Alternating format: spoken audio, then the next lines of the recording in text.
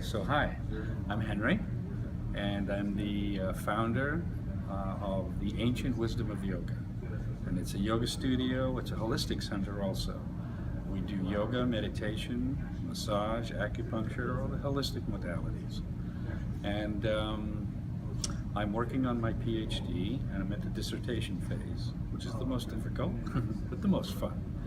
And what I found as I was doing my research, I ran across the PSYCH-K. So I didn't go out looking for PSYCH-K.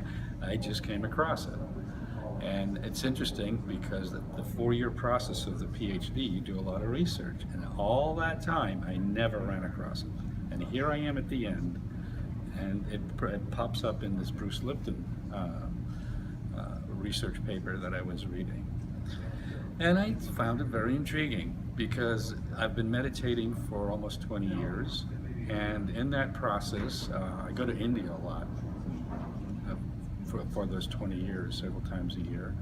Up in the Himalayas with the rishis and the sages and all of the excitement of the Himalayas and the yoga lifestyle.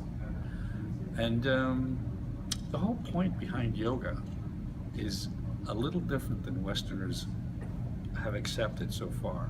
It's not, yoga involves not only Hatha yoga, which is the movements and the postures. That's only done for preparing you to meditate, to still your body. Because without a still body, you can't have a still mind. So that's why we do that.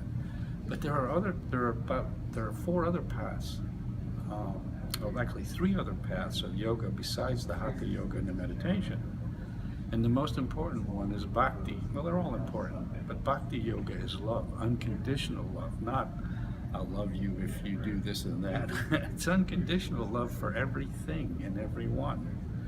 So, and then there's wisdom, jnana yoga, karma yoga, altruism. So my test is when I get excited about something that I think is part of a path or a way of life. The test is very simple. Does it meet Bhakti yoga? Does it have unconditional love? Does that what it teaches? And if it doesn't, I stay away from it. And if it does, I embrace it. Because there are many paths. And so I found in PSYCH-K so far, I've gone through the basic, I'm finishing up the advanced. There's no violation of that principle at all. As a matter of fact, PSYCH-K embraces unconditional love and gratitude. I can see it. Now, what's happened to me, I've had several experiences that have been very enlightening. But most of all, what I've found, to my absolute pleasure and happiness, is that it's helped my meditation. I've been meditating for many years. I do an advanced technique called Kriya Yoga. And the whole idea of yoga and meditation is to wake up. We already are. Our true nature is Christ consciousness, Krishna consciousness, whatever you want to call it. It's infinite consciousness. But we're not awake. And what's keeping us from waking up? The ego. That ego consciousness that we live in is there all the time. The 5 senses are chatting away at us. Likes, dislikes, hates, you know, all kinds of stuff going on in our heads, and it won't shut up. And that's the beauty of meditation. You try to calm those. As a matter of fact, the goal of meditation is, as Paramahansa Yogananda says, is to shut the 5 doors of your senses. Close those doors, and then realize infinite consciousness. And what's preventing us from closing those doors is that ego consciousness chipping away at us, the monkey brain.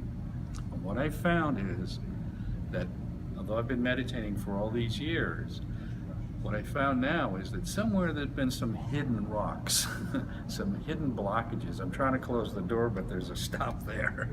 And I haven't seen it, but it's now, I've seen it, I now see it.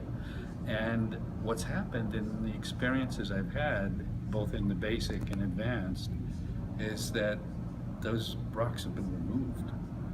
And my meditation has become much deeper. As a matter of fact, I had a very deep experience after the second day of the advanced, where call it samadhi.